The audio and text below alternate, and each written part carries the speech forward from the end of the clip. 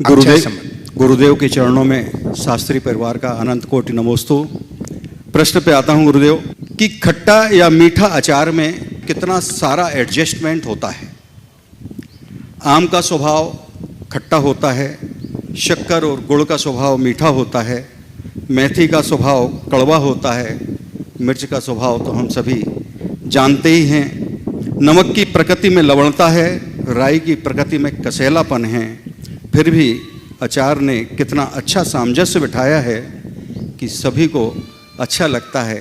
हे गुरुदेव, हम जॉइंट परिवार में नाना प्रकार के सबके अपने अलग अलग मन रहते हैं, लेकिन कैसा सामंजस्य बनाएं कि कम से कम अचार की मधुरता हम सब में ऐसी ही बनी रहे। अब आज जो आपने बात उपस्थित की अचार की, बहुत अच्छी बात की कि आम की खटाई और शक्कर की मिठास, उसमें नमक है, मिर्च है, राई है और मेथी है, सब मिलकर के मधुरता देते। ऐसी मधुरता हमारे अंदर कैसे आए? आराम से आ सकता है। इसका रहस्य बता दूं? इसका रहस्य केवल यह है कि ये सब एक बरनी में रहते हैं। पहला रहस्य समझ गया? सब के सब एक बरनी में रहते हैं और सब एक दूसरे का गुण लेते हैं।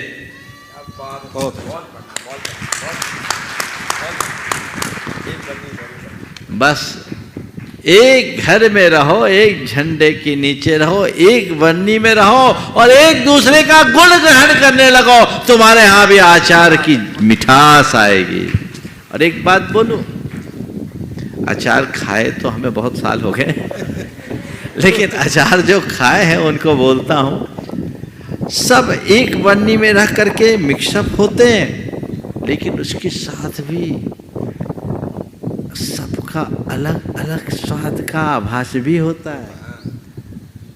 आम की खटाई का, शक्कर की मिठाई का, मेथी के कड़वेपन का और मिर्च के तीखेपन का, नमक के नमकीनपन का भी आभास हो जाता है। होता है कि नहीं? होता है। तो यही है समष्टि में भी एकता बनाए रखना।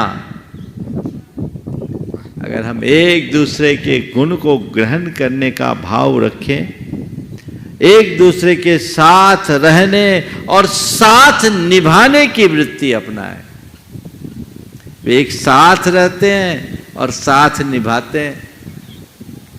अगर आम कहे नहीं मैं तो खट्टा हूं, खट्टा ही रहूंगा, शक्कर कहे नहीं मैं मीठी हूं, मैं मुझे मीठी ही रहना है, मेथी कहे मेरा स्वभाव जो है मैं नहीं छोड़ूंगा, मैं जैसी हूं वैसी रहूंगे, और मिर्च लप लपा ले कि ज्यादा मत बोलो मैं तीखी हूं, तीखी रहूंगी, और नमक कहे देखो मैं अपनी मौजूदगी हटा नहीं सकता, मैं अपने ही स्वरूप में रहूंगा, तो अचार नहीं बनेगा। बनेगा क्या? नहीं बनेगा। कब बनेगा अचार? जब सब एक दूसरे के साथ रहकर एक दूसरे का साथ निभाने के लिए संकल्पित होते हैं। हमें मिलकर रहना है, क्योंकि हमारा जो वैशिष्ट है, हमारा जो स्वाद है, वो एक दूसरे का साथ निभाने में है। अलग होते ही स्वाद बिगड़ जाएगा। इसमें हमारी स्वतंत्रता भी है और हमारा सौंदर्य भी है, स्वाद भी है, शक्ति भी है, सब चीजें एक साथ है।